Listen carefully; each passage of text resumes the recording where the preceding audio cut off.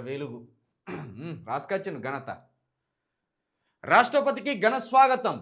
2 రోజుల పర్యటన నిమిత్తం రాష్ట్రపతి ద్రౌపది ముర్ము హైదరాబాద్కు చేరుకున్నారు. గురువారం సాయంత్రం బేగంపేట విమానాశ్రయంలో ఆమెకు గవర్నర్ జిష్ణుదేవ్ వర్మ, సీఎం రేవంత్ రెడ్డి, ఇతర ఉన్నతాధికారులు ఘన స్వాగతం పలికారు. శుక్రవారం ఉదయం 10:30 గంటలకు శిల్పకళ వేదికలో లోక్ మంథన్ కార్యక్రమానికి రాష్ట్రపతి ముఖ్య అతిథిగా హాజరవుతారు. మధ్యాహ్నం 12:05 గంటలకు తిరిగి ఢిల్లీ బయలుదేరి వెళ్తారని అధికారిక వర్గాలు తెలిపాయి.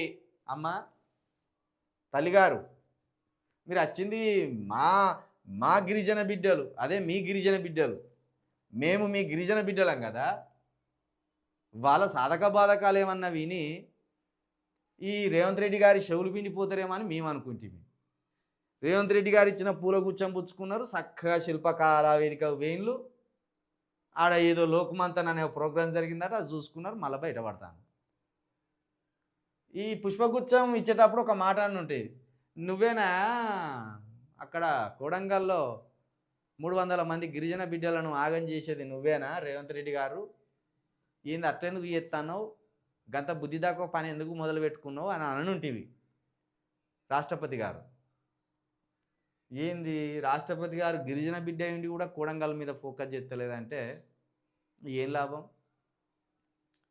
ఇట్లా మన జాతుల పేర్లు చెప్పుకొని కుర్చీల మీద ఎక్కుతారు, కుర్చీల మీద ఎక్కినాక మన జాతులను పట్టించుకోరు.